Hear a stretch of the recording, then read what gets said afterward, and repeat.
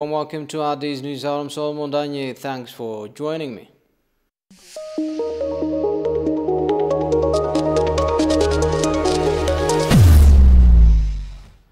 Deputy Prime Minister Demeke Mekonnen says Ethiopia will conduct the second filling of the GERD as scheduled. Demeke made the remark while speaking at a virtual meeting entitled Equitable Use of the Nile. Demeke said the AU brokered meeting should continue as it is the only means of resolving the impasse surrounding the hydropower dam on the Nile River.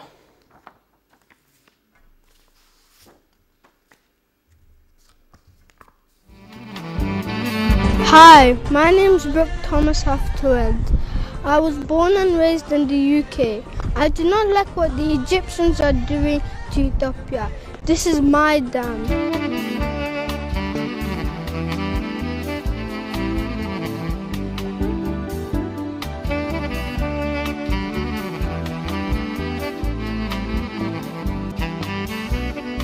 It's my dam.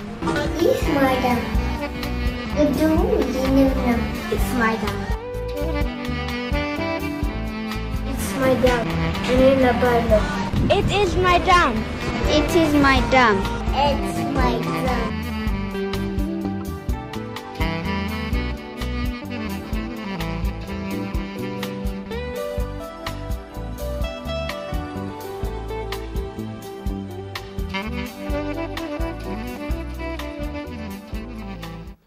Renowned personalities, community activists, civic organizations and celebrities gathered in Addis Ababa to say no to external pressures.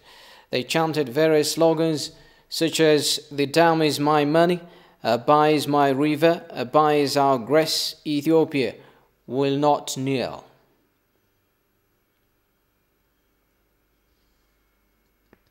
We're here today to show our solidarity with all Ethiopian citizens around the world, to show that our independence and our sovereignty, which is in our history, should be maintained and respected by all nations around the world. As it's known, Ethiopia is the only independent country in the world, and today we're seeing some orders coming to Ethiopia into twisting the hands of the government and the policymakers. So we're saying, hands off Ethiopia. All Ethiopians around the world, please make your statements and show your unity. Even though we have differences in this transitional time, we stand together, as our history shows, when it comes to foreign influence. The event, according to Zeleka, is to stand against foreign intervention in Ethiopia's internal affairs. Today, we're proclaiming that all other governments who are trying to influence and interfere in our internal affairs, please, hands off Ethiopia. One. Number two, we have a few transitional moments now. There is an election, and there is the filling of the dam. This dam is our Adwa of this generation. So this generation is determined to finance it, build it, and finish it. This is to come out of poverty by our own survival, by our own insistence. So nobody can stop this. Please cooperate with us, as historically we're the most diplomatically connected country in Africa to all of the world, from USA to Great Britain, France, Italy, all of them. So let's cherish that relationship that is very historical and long-term from long time ago. So from today on, we ask all Ethiopians around the world and in the country here nationally to make a noise, show your civility without any disturbance or anything, just to tell the world that we're all united when it comes to the development and the democratic process establishment in Ethiopia. External pressures keep coming as Ethiopia is gearing up to a national election and the second filling of the $5 billion dam GERD during the next rainy season. On Wednesday this week, influential Ethiopians spoke out to the world community about the undue pressure and intervention in Ethiopia's internal affairs by Western powers. Today, Ethiopians protested to Western pressure by honking horns and shouting on the streets here in Addis Ababa. Joining me now to talk more on the matter is Andagacho Tsege, a seasoned politician. Hello, Mr. Andagacho. Hello. Thank you for having you. Yeah, thank you for having me as well. Well, you intended to deliver letters to embassies today, but Yes. that has not happened. Why? To put it briefly, we had made it abundantly clear using the mainstream and the social media that our protest will not include huge rallies or demonstrations anywhere, let alone outside the American or the British embassy. But the embassies deliberately distorted, in fact, our message, and they gave the impression as if there would be huge demonstrations and rallies outside their embassies, and they told their customers that they would not be doing business as usual, and they shut their embassies. So the whole tactic was to deny the representatives or the delegates of the organizers to deliver them the letter that would express the outrage Ethiopians felt as a result of really the U.S. and the European or Western countries meddling in the internal affairs of Ethiopia. That's why we couldn't deliver the letter. Okay, lately the likes of US are considering sanctions against Ethiopia. There are some activities in the Senate, including proposed sanctions. What message do you wish to convey to the world community and the superpowers on the matter? I've seen the resolution by the American Senate. Yes, there is a threat of sanction, but I don't think they will go ahead with that, provided, in fact, the Ethiopian public comes out in large number and show them that the state in Ethiopia is not as weak as they think, and the people are not as divided as they think. The American Senate, in fact, would pass a resolution only if they believe, in fact, they can coerce the Ethiopian government easily. And if we, especially the public, shows its outrage and its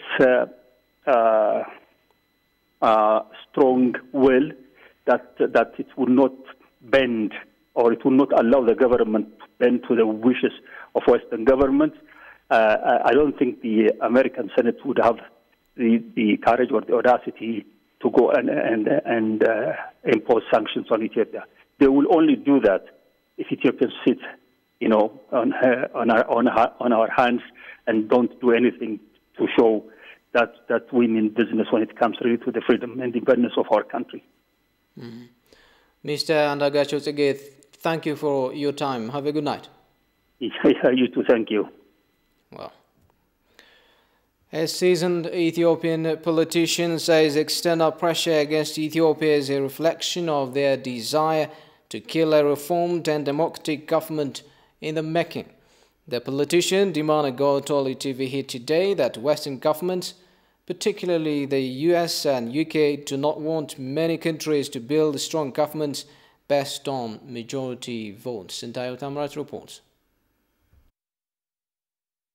The US, among several Western governments, is exerting huge pressure on Ethiopia using the law enforcement operation in Tigray as a pretext.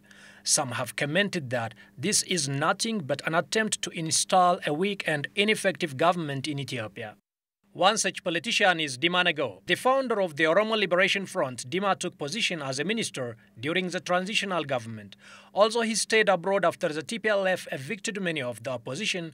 Dima has returned soon after the reform 3 years ago. Dima says the US cannot tell Ethiopia what to do, or this will constitute a clear violation of its sovereignty. Not just in this country, but in many other countries as well.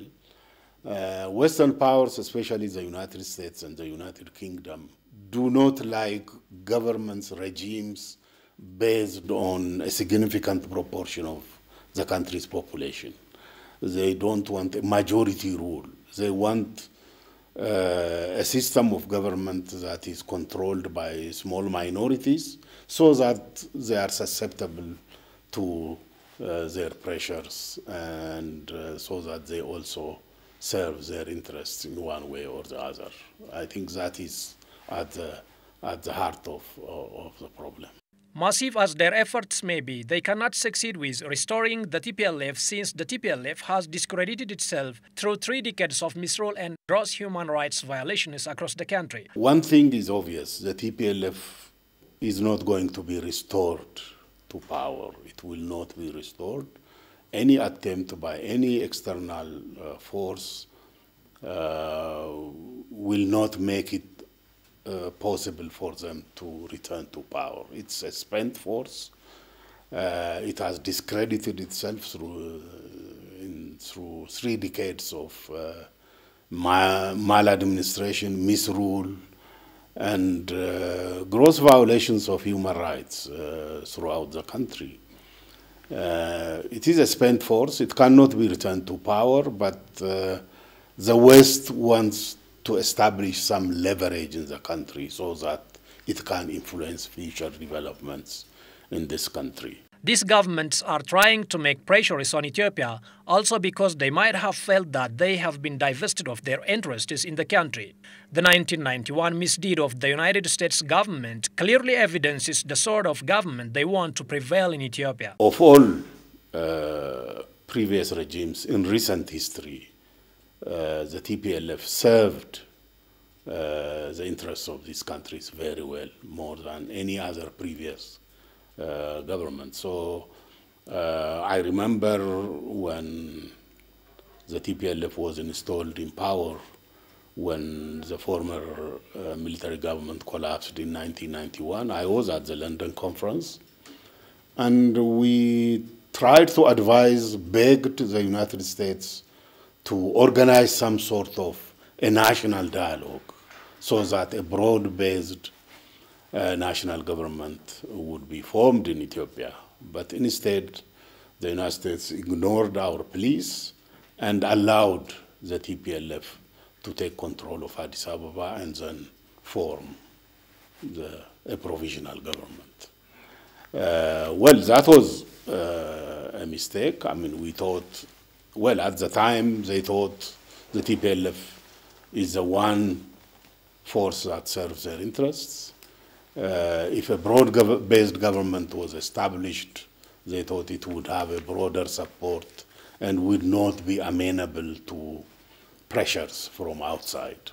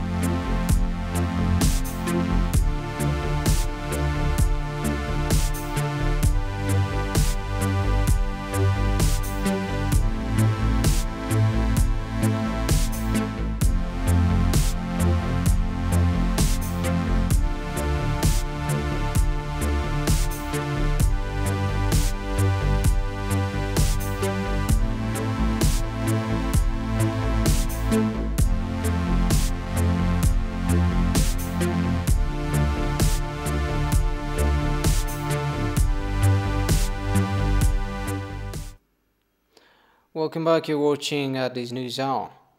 Correspondents of four media said journalists are duty-bound to respect laws of the land and ethics of their profession while reporting on events. Ethiopia has recently revoked the press credentials of a foreign journalist working for the New York Times. This comes after authorities issued warning letter to a reporter of the Associated Press. Daniel Kassan reports. It's to be recalled that Prime Minister Abiy Ahmed's 2019 Nobel Peace Prize citation included praise for his discontinuing media censorship and banning of a number of media outlets and release of dozens of journalists. Grum Chala, who is chief correspondent of the China Global Television Network CGTN, pointed out that the ongoing reform in Ethiopia has brought positive changes for journalists.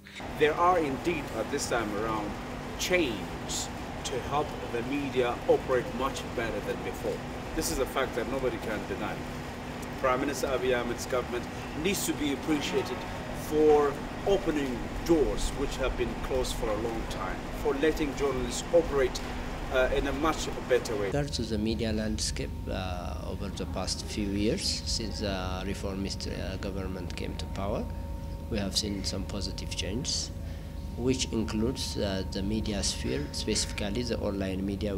In connection to abuses of rights by correspondents of media professionals, Dolam Sisai, who is freelance reporter for foreign broadcasters, said journalists are duty-bound to respect laws of the land and ethics of their profession to serve their purpose accordingly. It's to be recalled that Ethiopia has recently revoked the press credentials of a foreign journalist working for the New York Times.